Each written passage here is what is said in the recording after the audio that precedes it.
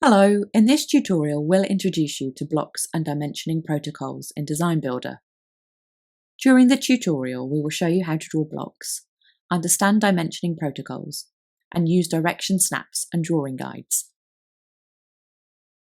You can import geometry from tools like BIM or other simulation tools, but we will focus here on creating geometry in DesignBuilder. You can access the full tutorial from DesignBuilder's website here. This page contains our extensive range of free tutorials, including an introduction to the software and more details on DesignBuilder's key capabilities and workflows.